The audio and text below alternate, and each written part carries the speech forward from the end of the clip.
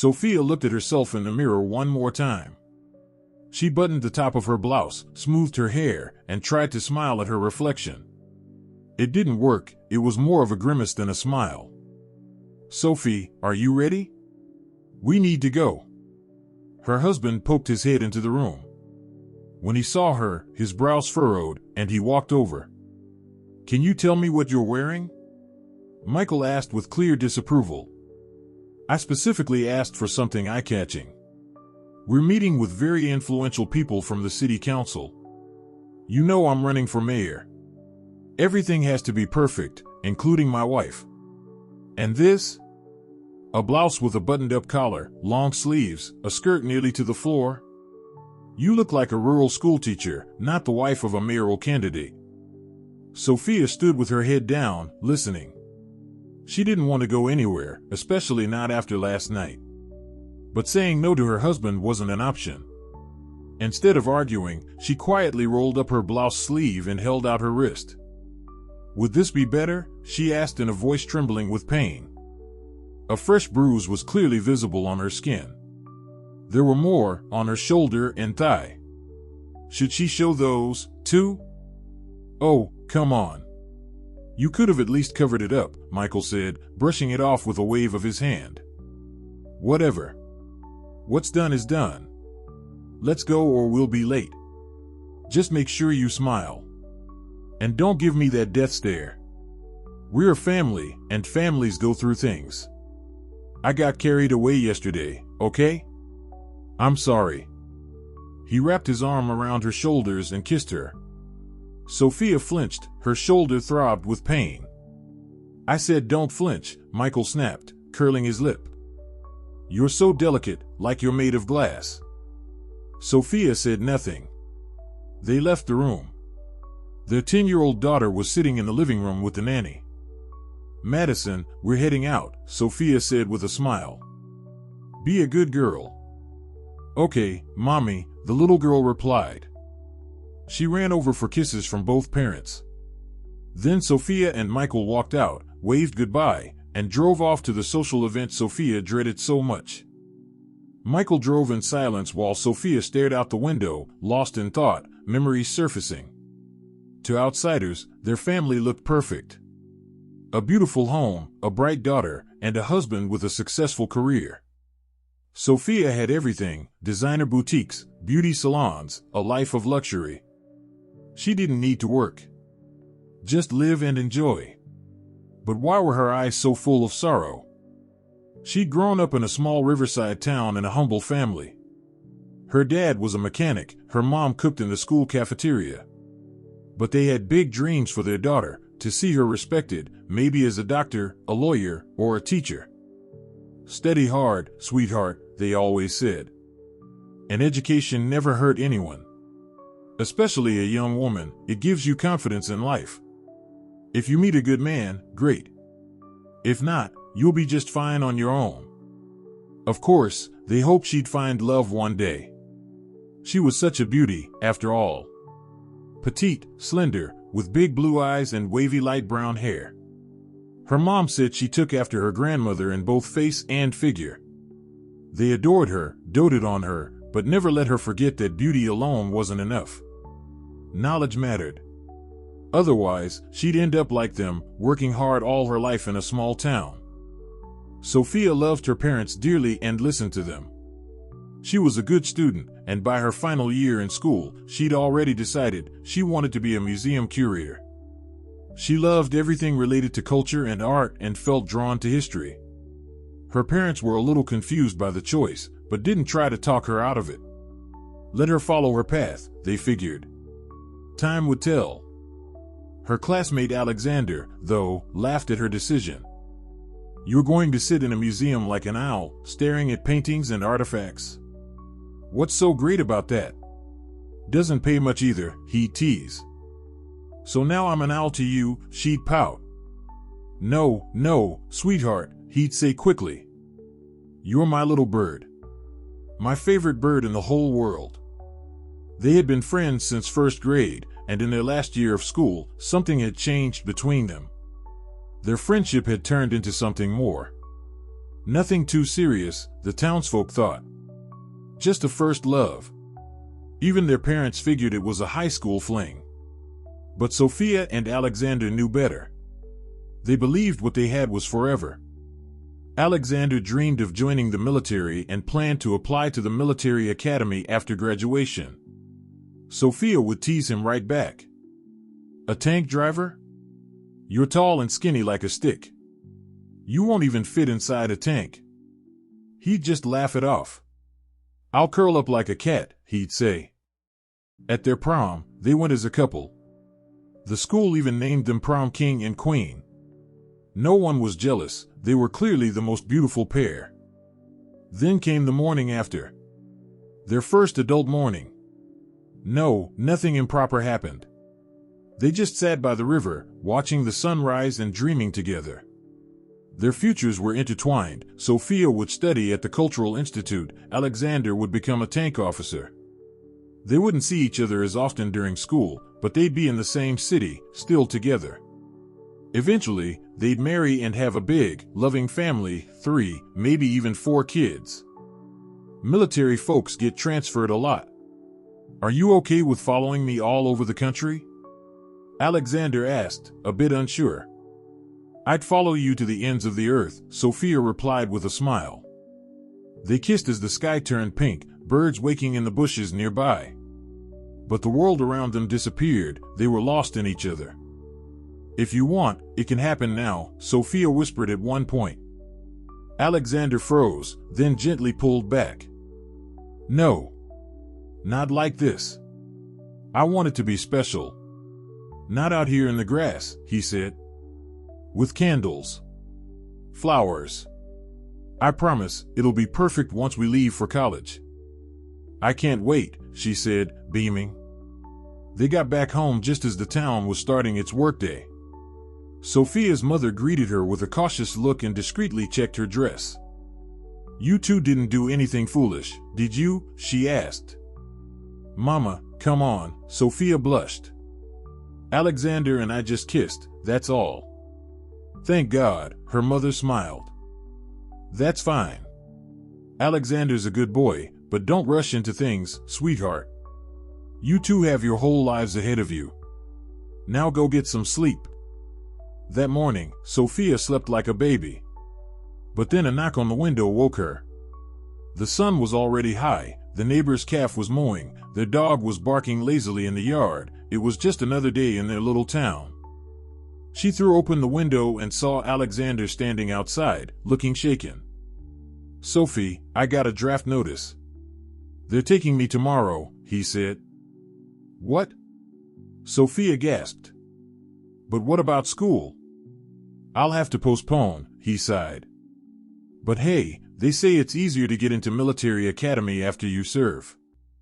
Oh, Alexander, what am I going to do without you? She reached her hands out to him. He took them and pressed them tightly to his lips. He looked nervous too. We'll get through it. You'll wait for me, right? Of course. Alexander stepped closer to the window. Sophia leaned out, and they kissed. Oh, for heaven's sake, came the voice of Sophia's mother as she returned from the garden. Kissing already? It's not even noon. You two could be a little more modest.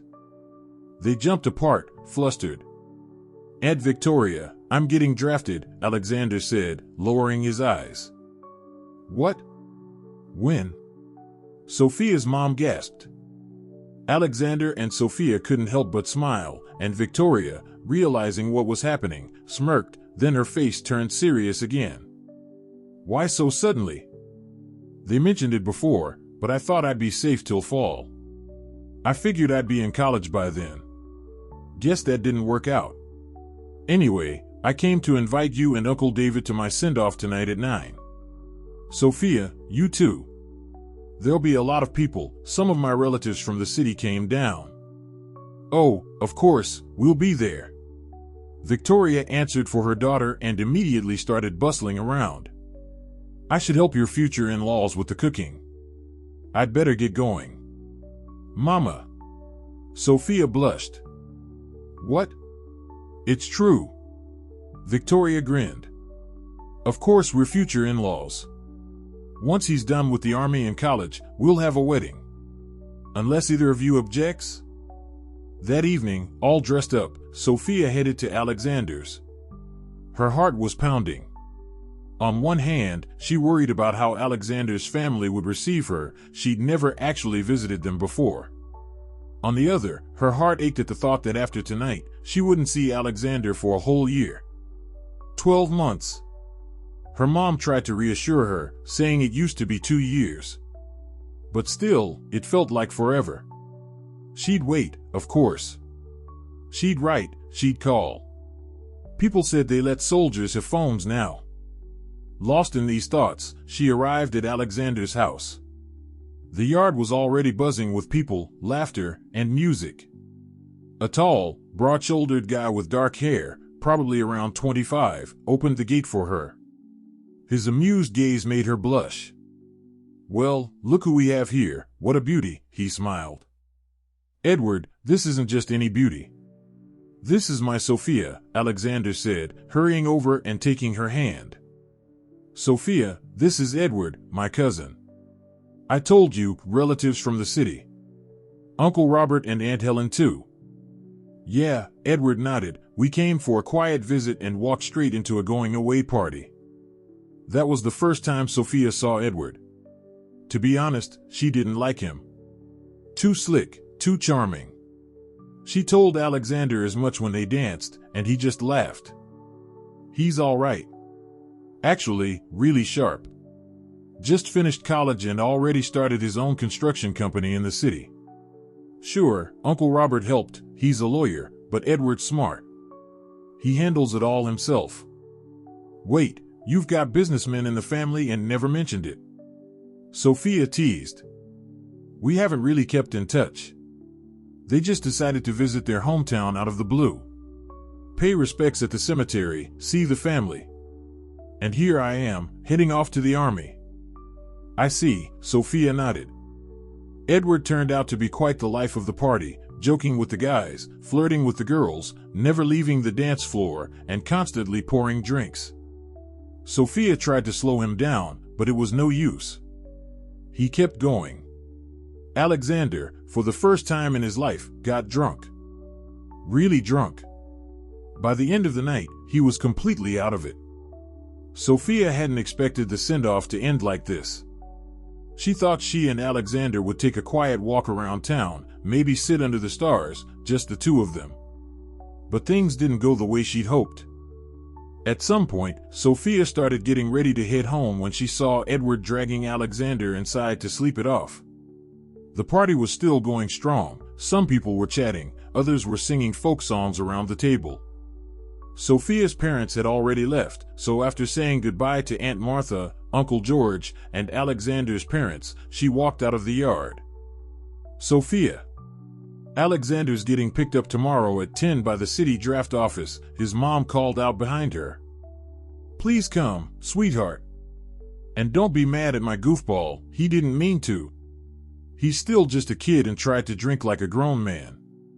It was Edward who led him astray. It's okay, these things happen. Sophia smiled. I'll be there. As she stepped outside the gate, a bolt of lightning lit up the sky, and the whole town was instantly plunged into darkness. Probably the main transformer had blown. A deep roll of thunder followed. Sophia thought about going back, but decided she could beat the rain if she cut through the empty lot. It was the shorter route, past an old abandoned house. It was better than getting soaked. And the darkness didn't scare her. Sophia wasn't afraid of the dark or of anything, really. She picked up her pace, keeping an eye on the sky. She could make it. Then, suddenly, she had the eerie feeling someone was behind her. She turned, nothing. Still, she quickened her steps. Goosebumps crawled up her back. Get a grip, she told herself. Even if someone is walking behind, it's probably just someone heading home too. But as she passed the abandoned house, someone caught up to her and grabbed her from behind, tied around the neck. She couldn't scream, couldn't move. What happened next was something she couldn't even think about without shivering. The man dragged her into the house. At one point she managed to cry out, but he struck her on the head and everything went black. When she came to, she was alone. Cold rain trickled through holes in the roof. Flashes of lightning lit up the ruined room, and the thunder stabbed through her skull. Sophia understood. She understood everything. But who had done this? Why? She didn't know. The worst part, she never saw his face. Only remembered the iron grip around her neck. She lay there for what felt like hours, soaked, broken, numb. What was she supposed to do now? How could she go home like this, covered in dirt and dressed in rags? But she couldn't stay there either. What if someone saw her? Somehow, she forced herself up and stumbled toward home. Her mother hadn't gone to bed. She was still sitting there, staring anxiously out the window, worried sick. Maybe Sophia had snuck off with Alexander after all. Oh, these kids, always doing the opposite of what you say. Then the veranda door creaked open, and there was Sophia. "My baby," her mother gasped. "What happened to you?" Sophia stood in the doorway, leaning against the frame, silently shaking her head. And then she burst into tears. Her mother understood immediately. "Alexander," she cried. "He did this?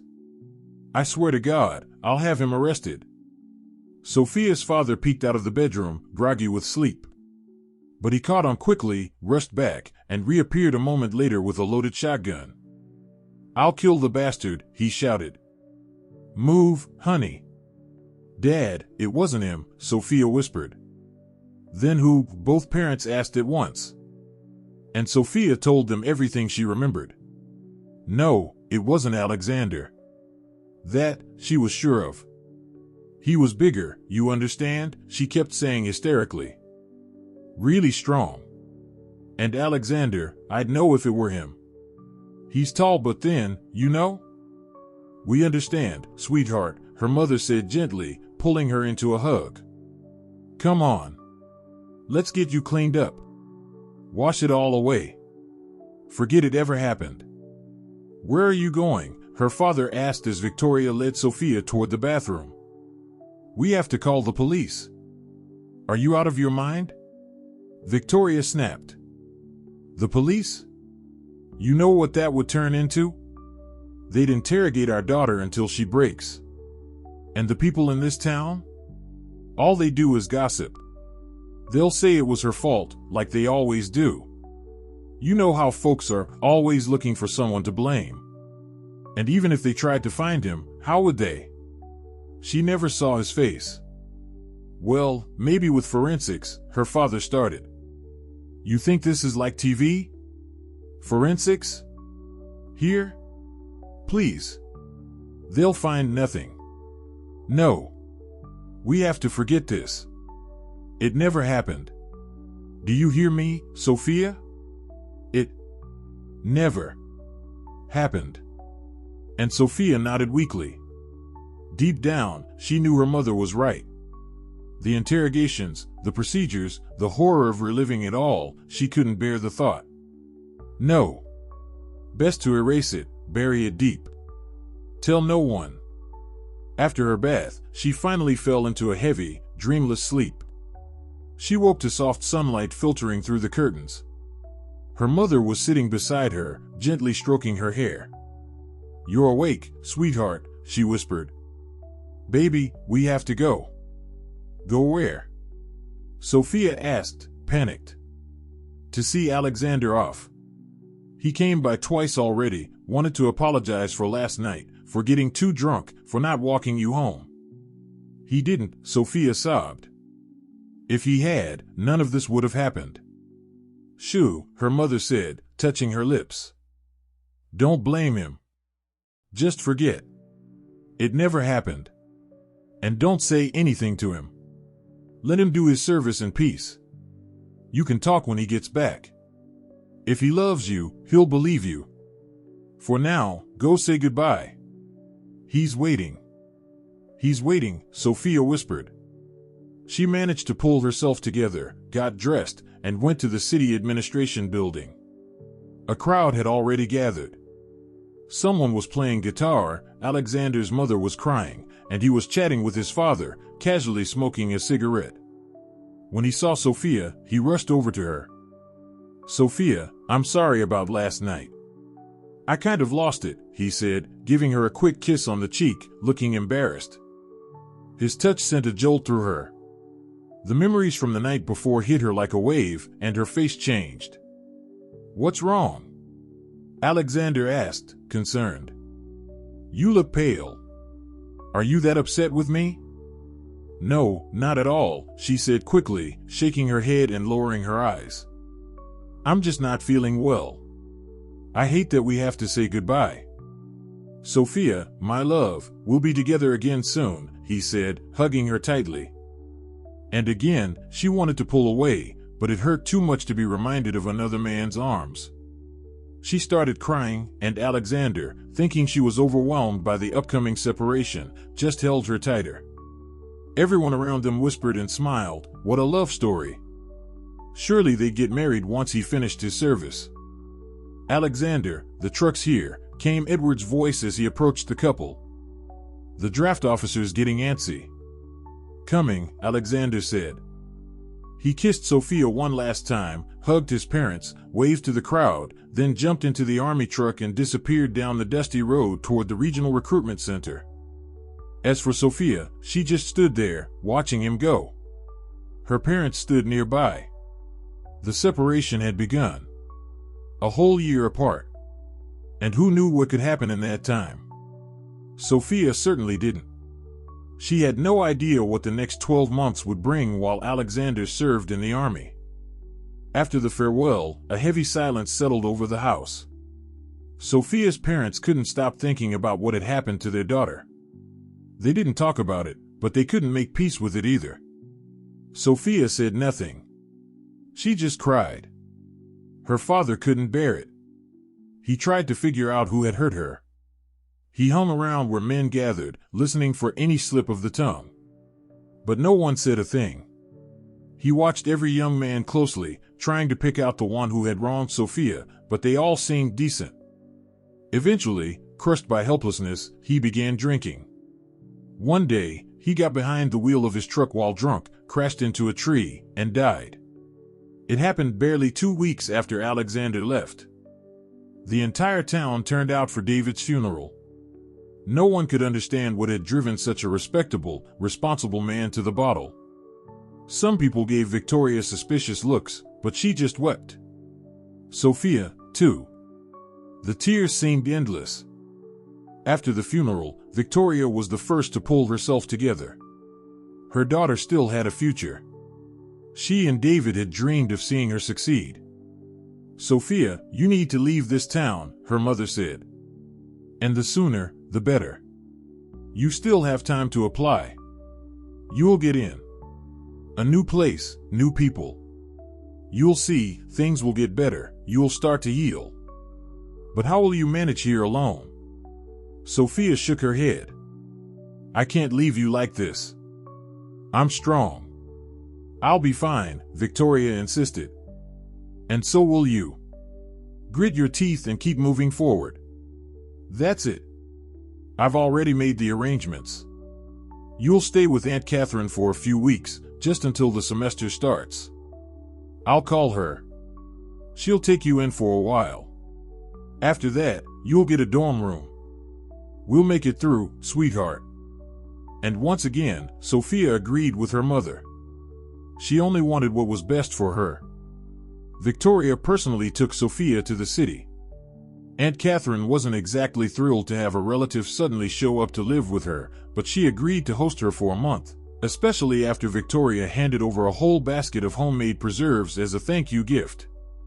Soon, Sophia was accepted into the university, just as she'd hoped, majoring in museum studies. She got a spot in the dorm and moved out of Catherine's apartment, to her great relief. Though Catherine still made a point of politely inviting her over now and then. Sophia kept in regular contact with Alexander. He was stationed with a tank unit on the West Coast. He said everything was going according to plan, and the next step for him was applying to the military academy. He was proud of Sophia for getting into college, and he was heartbroken about Uncle David's death. He never even drank, Alexander said. What happened? Sophia could only sigh in response. She understood why her father had spiraled. But how could she explain that to her boyfriend, especially over the phone? At the end of September, all first-year students had to go through a medical screening to determine their fitness level for physical education classes. Sophia wasn't worried. She went through the usual checks calmly. But when she reached the women's clinic, she was blindsided. "Miss, are you aware that you're about 12 to 13 weeks along?" asked the young doctor after the exam. "Wait, 12 or 13 weeks what?" Sophia asked, stunned. "Pregnant," the doctor replied with a smirk, giving her a long look. "You seriously had no idea? How is that even possible?" "Oh my God. I completely forgot," Sophia whispered, her face going pale. "There's just been so much going on. I didn't even notice. What am I going to do?" Sophia whispered in horror. "I don't want this baby." "You should have thought about that earlier," the doctor sighed. "It's too late now. You're having it." Sophia left the doctor's office on shaking legs. All around her, classmates were chatting, laughing, joking. She heard none of it. Her mind echoed with just one phrase, "You're having it." But why would she want a child from that monster? From someone she didn't even know? The worst part was, she had no one she could tell. Her mom? After her dad's death, she'd been barely holding on as it was. This would destroy her. The girls in her dorm? She hadn't gotten close enough to share something like this. She was completely alone. And so she made a decision. If the doctors wouldn't help her end the pregnancy, she'd find a way, any way, to force it to stop on her own. In PE class, Sophia pushed herself harder than anyone, more push-ups, more laps. She even started lifting weights, until one of the instructors scolded her, saying she'd throw her back out and blame him for it. If only he knew her back wasn't the issue. In the dorm, she stood under scalding hot showers until her skin turned bright red. She bought some medications from the pharmacy, but after hours of reading online forums, she realized nothing was working. That child, that unwanted life inside her, was hanging on, fighting to survive. Then one day, she saw a baby in a stroller. The mother was cooing sweetly, and the baby was smiling at her with a toothless grin. Sophia saw that smile, and something shifted inside her. Her heart clenched. God, my baby might smile like that someday too. So tiny. So defenseless. That little life could already hear her heartbeat, and all she'd been thinking about was how to get rid of it. This isn't right, her mind screamed. This baby should never have existed, it came from a crime. But it's still my baby, whispered her heart. And the hard one. Sophia stopped pushing herself. She scaled back her workouts, became more careful, started taking prenatal vitamins, and registered for care at the student health clinic. She knew hard times lay ahead, but for now, she could only think about one thing, the little life inside her that could hear her from within. It wasn't long before the girls in the dorm noticed the vitamins she was taking. When they asked, she admitted she was pregnant. Not a word about the father, no matter how much they pried. They didn't need to know everything. Later, her mom came to visit, bringing groceries. One look at her daughter, and she knew. The scolding came first, then the self-blame. Why hadn't she seen this coming? Why hadn't she guided her daughter better? But they'd both been too overwhelmed back then. So, we're having a baby, her mom finally sighed. You think you'll finish your first semester? I think so, Sophia nodded sadly. Good. Then we'll get you an academic leave. You'll come home to have the baby. Mama, how am I going to tell Alexander? Sophia finally asked the one question that haunted her. You haven't told him yet? Then you'd better tell the father yourself, before someone else does it for you, her mother said firmly, and Sophia agreed. She kept trying to call him, building up the courage, but always backing out at the last minute. Then one day, she ran into Alexander's parents. They were in town visiting. And of course, the moment they saw her, they knew. "Oh my, look at you," they gasped. "Why didn't you say anything? Does Alexander even know?" Sophia turned red and said nothing. Well, you two lovebirds are sneaky," Alexander's dad teased. "Time to get the nursery ready. Is it a boy or a girl?" "Girl," Sophia mumbled. "Wonderful," they beamed. They walked her back to the dorm, even offered her money, which she politely refused. As soon as they left, she rushed to call Alexander and finally tell him everything. But his phone was out of service. Of course, it was the army. Calls only during scheduled hours. She spent the entire day on edge, waiting for the next chance to call. But it didn't come. His parents had clearly gotten to him first, because Alexander called her. And from the moment he spoke, she knew everything had changed. "So, you've been lying to me this whole time," he said, skipping any greeting. "While I'm out here serving, you've been messing around with someone else. And telling me you're waiting, being loyal."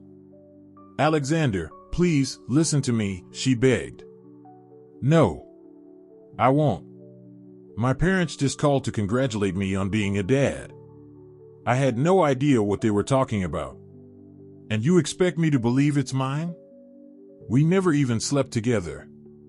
All we ever did was kiss. I can't believe you're such a lying piece of trash. Don't call me again. I never want to hear from you." The line went dead. Just a series of short beeps. No matter how many times she tried to call afterward, it was useless. It seemed Alexander had blocked her number. Later, her mom called to say Alexander's parents had shown up at the house, accusing them of all sorts of things. Victoria tried to explain, but they didn't believe a word. They left saying they didn't want anything to do with either Victoria or Sophia ever again. "Don't take it so hard, sweetheart," her mom tried to comfort her. "They'll come around. Give it time. And Alexander, if he really loves you, he'll come back. Just don't cry, my girl. Please, don't cry." But how could she not cry?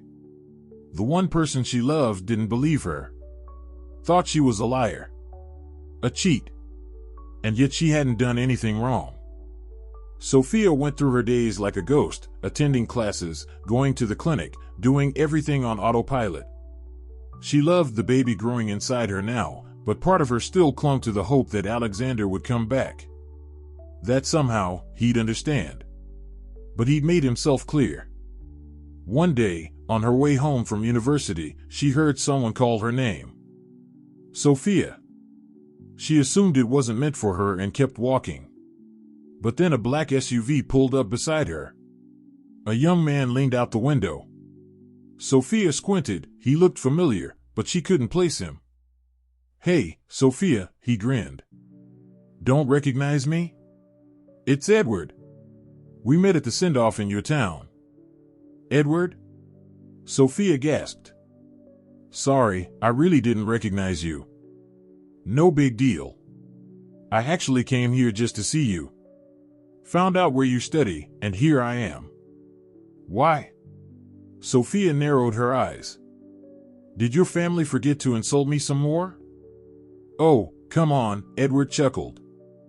"Although, to be honest, my mom and aunt were talking about you all evening yesterday. Saying how you tricked Alexander. So what do you want?" "Sophia, get in the car. We need to talk," Edward said, more serious now. He helped her into the passenger seat. "Auntie told me what you said to Alexander about your pregnancy," Edward sighed, guilt creeping into his voice.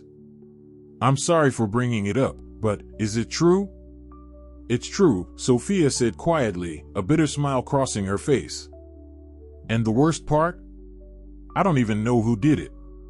I have no proof. My father's death? It was from this, he couldn't take it. And now Alexander's calling me a liar, saying awful things. I'm being blamed from every side, and I've done nothing wrong. Sophia, I just don't get how you didn't see his face. There had to be something you remember, Edward asked gently. There's nothing. I was terrified. It was pitch dark. And then he hit me. I don't remember a thing, nothing, she shouted through tears. My God, why am I even telling you this? I don't even know you. Maybe it was you. Sophia, I'm not even offended by that. I get where you are right now. But it wasn't me. Alexander and I were drinking that night. We passed out. Sorry. That was stupid of me, she murmured, eyes downcast. No, I'm the one who should apologize for getting involved in something that isn't mine. But actually, I came here with my own agenda, Edward admitted. What agenda? Sophia looked confused. It's a long story, but here's the short version. I have this uncle on my dad's side. Never had kids, though he's been married a dozen times. Now he's seriously ill and trying to figure out who to leave his millions to. And yeah, he's really rich. So a few days ago, he tells me I'll inherit everything, but only if I get married and my wife gives birth while he's still alive. He wants to see the legacy with his own eyes. Edward, what does this have to do with me? Sophia asked, shrinking back in her seat in disbelief. Or are you seriously trying to say you were the one in that abandoned house? Oh my God, not this again. Edward threw up his hands. It wasn't me. Why would I do that? I've got girls throwing themselves at me. Then why not marry one of them? I'm out of time, Edward rubbed the back of his neck nervously. My uncle probably has 6 months left. And right now, I've got no one. No woman I know could have a baby in time. But then I heard about you. And it felt like fate, sorry if that sounds heartless. And your parents are okay with this genius plan? What plan? Edward, come on. You know exactly what I mean. Marry me, Edward said. I promise I'll treat you right. I'll put the baby in my name. We'll live together and see how it goes. If it doesn't work out, we'll get divorced after my uncle passes. What's the big deal? I'll make sure you and the baby are taken care of. This sounds insane, Sophia muttered. Not insane, strategic, Edward winked. Say yes. I need to think about it. You've got 24 hours, he nodded. Edward drove her back to the dorm, and they exchanged numbers. That evening, Sophia tried calling Alexander again and again, but there was still no answer. She sent dozens of messages, nothing. Silence. So she called her mom. Victoria was quiet for a long time before finally sighing into the phone. Say yes, sweetheart. Maybe it's the best option. Opportunities like this don't come around often. You need to understand, if you come back here to have the baby, people will eat you alive. Alexander's parents already turned everyone against us. You won't convince them of anything. And Sophia agreed. She texted Edward, she was in. The next morning, Edward was already waiting outside the dorm. Let's go, he said as soon as she approached. But I've got classes. Classes? Edward scoffed. We've got to go to the registrar and then to my uncle. We have to show him some respect. Sophia, why do you need a museum studies degree anyway? Soon you'll have so much money you can buy yourself the best education anywhere. But I like what I'm studying. All right, fair enough. But right now, my uncle comes first. Edward clasped his hands in a pleading gesture, and Sophia finally gave in. They went to the marriage office, then stopped at a boutique where Edward bought her new clothes. After that, they drove to see his uncle. William lived in a lavish mansion. Edward hadn't been exaggerating, he was filthy rich and seriously ill. The old man greeted them from his bed, and four hooked up to his arm. So this is your bride, William said weakly. She's young. And already knocked up, huh? You really charmed her, didn't you? Uncle, what can I say? Love, Edward grinned. Sophia smiled too. Edward had told her to play the part convincingly. Love, William grumbled. What were you thinking all this time? The girl can barely fit into a wedding dress, look at that belly. We've still got time, Edward replied. Wedding's in 2 weeks. He held up a photo of the signed marriage application from the registry office. And the wedding happened, extravagant, luxurious, something straight out of a dream. Sophia had never imagined anything like it. Most of the guests were business partners and influential people. As for family, it was just Edward's parents and William, brought in a wheelchair. The doctors must have stabilized him just for the occasion. Victoria was there too. She watched her daughter and quietly wiped away tears. Could it be that her little girl had finally gotten lucky? Sure, it wasn't a marriage out of love, but what was love, anyway? The last guy ran the moment he heard the truth. Edward didn't. And even if it was for convenience, Victoria saw the way he looked at Sophia. There was hope. Maybe this would work. After the wedding, the newlyweds moved into a separate apartment. Edward kept his promise. He never pushed her, treated her with respect and care. Slowly, Sophia found herself thinking less and less about Alexander.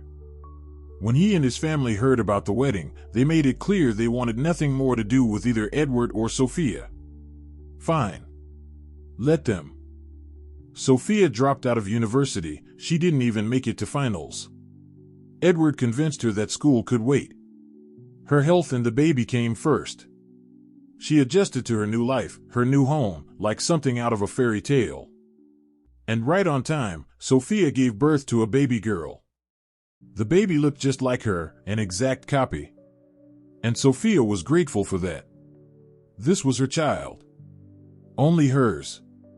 No reminders of the monster from that night.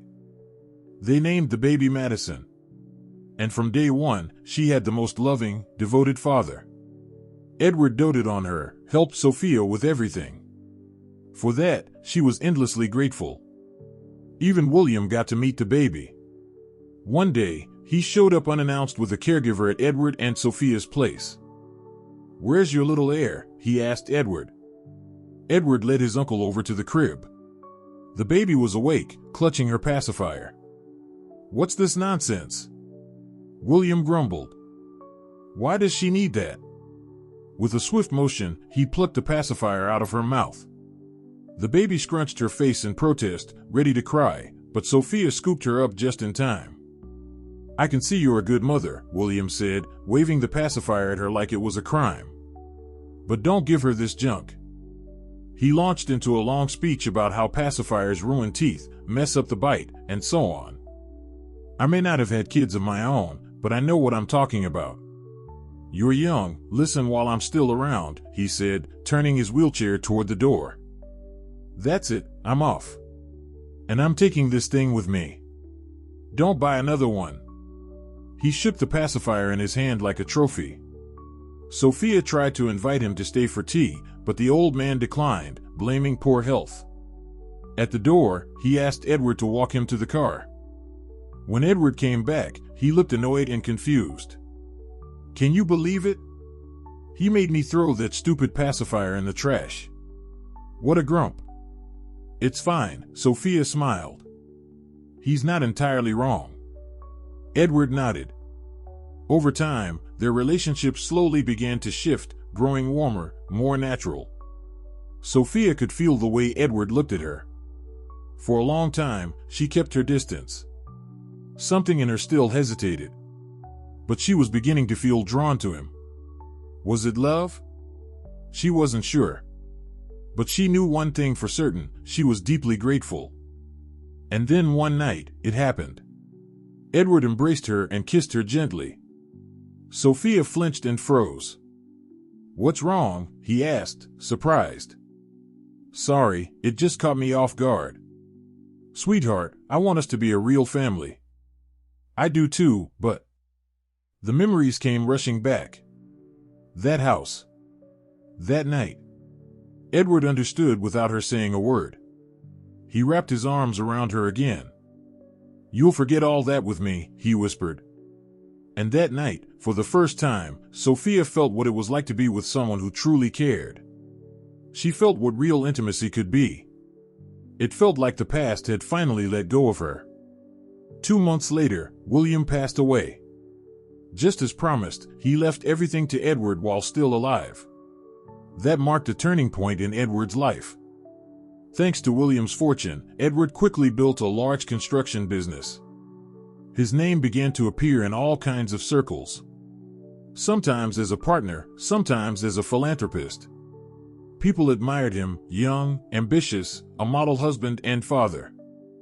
He built a beautiful, spacious house and moved his family in. No one ever brought up the arrangement that had started their marriage. Sophia stayed home, cared for the house and their daughter. She stopped thinking about her studies. She had everything now. It felt like nothing could shake their life.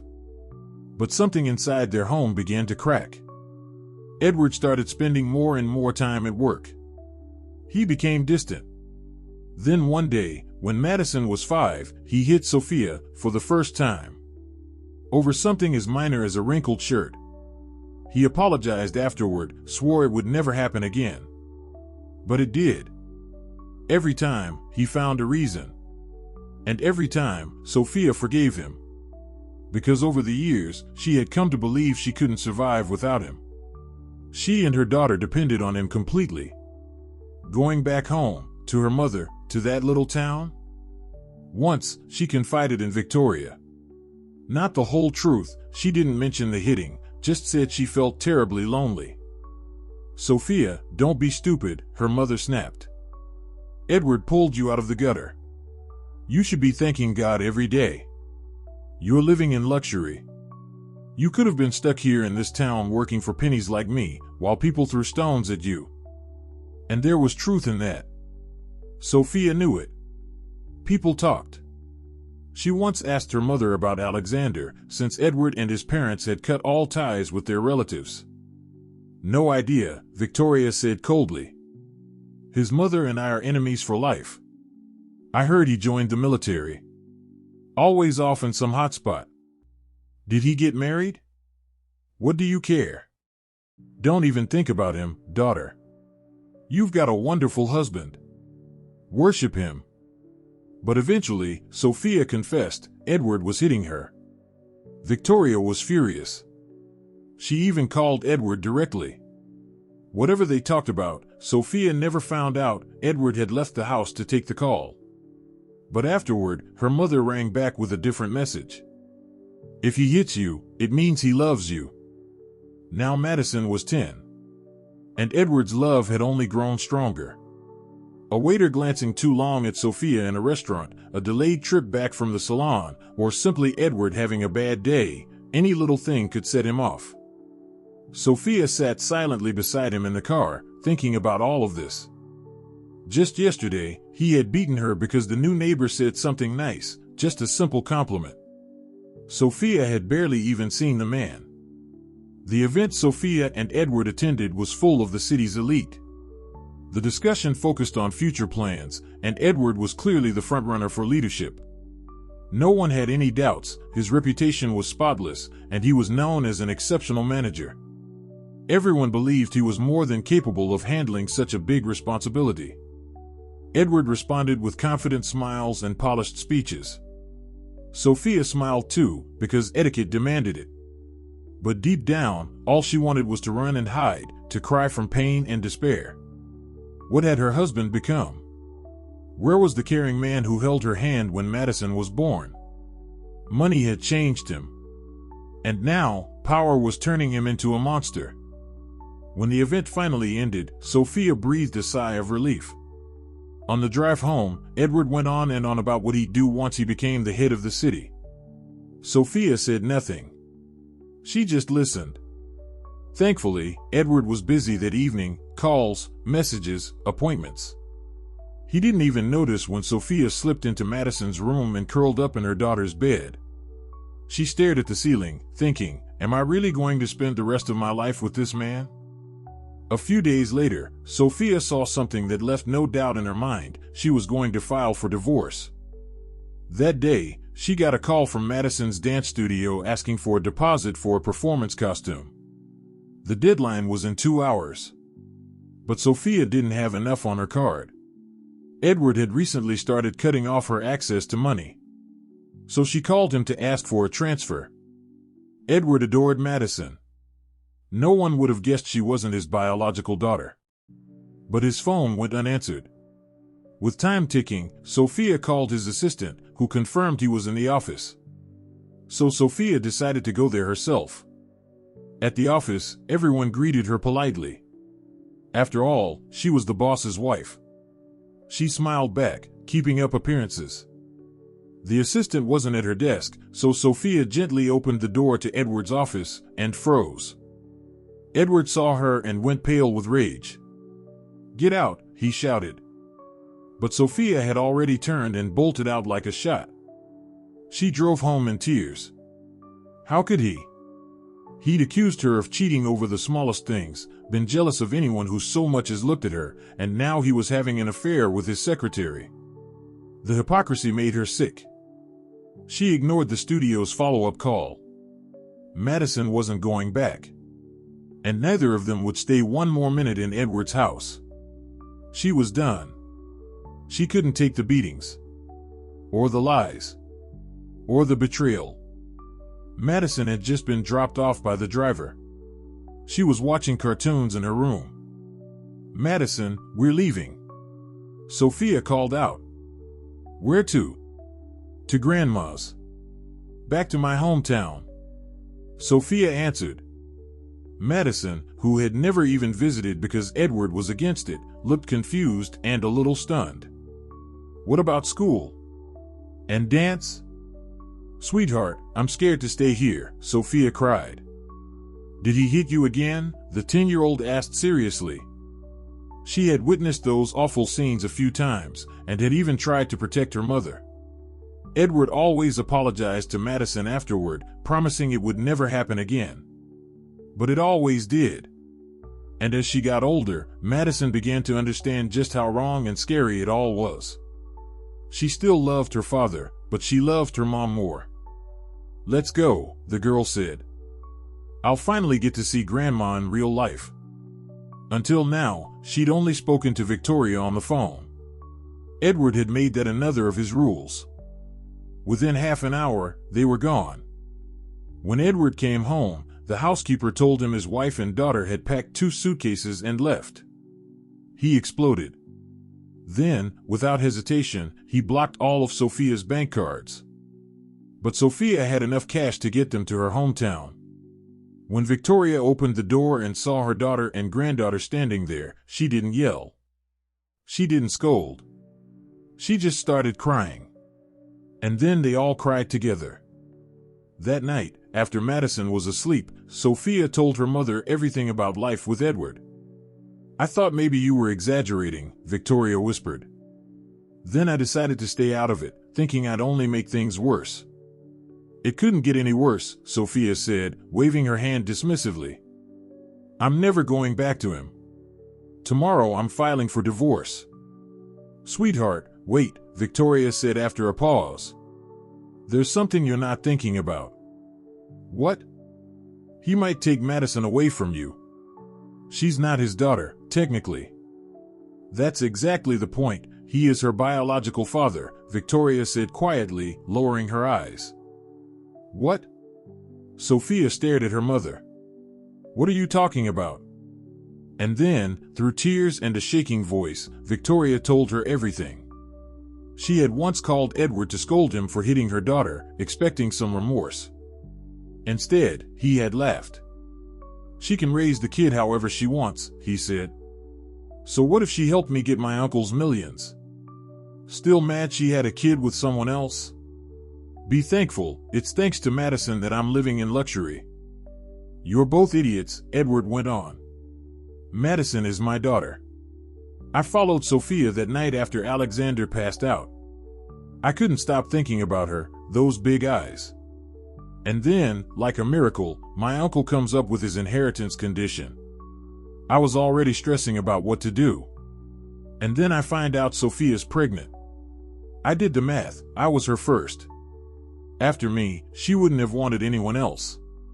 So yeah, I knew the kid was mine. That's why I tracked her down and married her. You think my uncle was an idiot?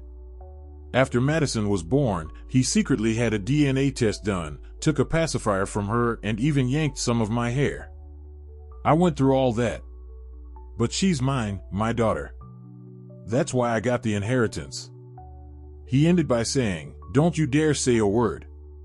If you turn Sophia against me or breathe a word of this, I'll take Madison away and never let Sophia near her again.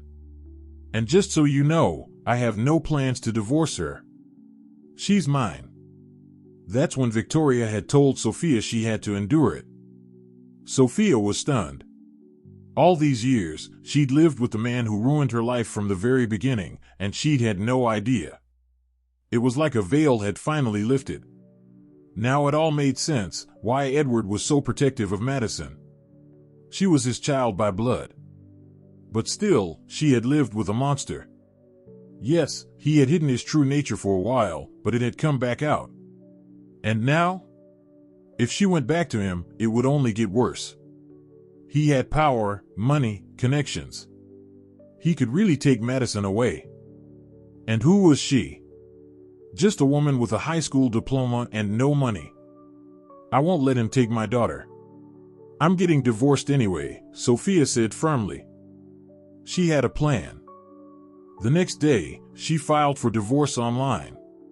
When Edward saw the documents, he exploded. He called Sophia immediately. "You stupid bitch," he screamed into the phone. "You want to ruin me? I'll destroy you. You'll regret this. You'll come crawling back when I take Madison from you." "I don't care," Sophia said. "I'm divorcing you, no matter what." And she hung up. There were more calls after that.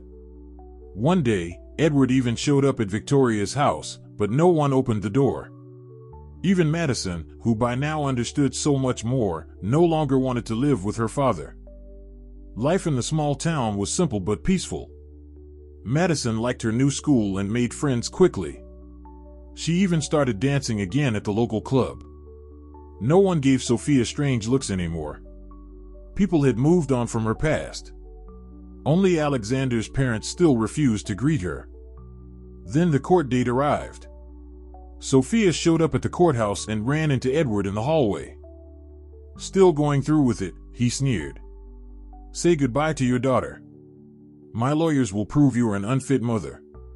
Honestly, it'll help my reputation, shows what I've had to put up with all these years. You really think the judge won't believe me?"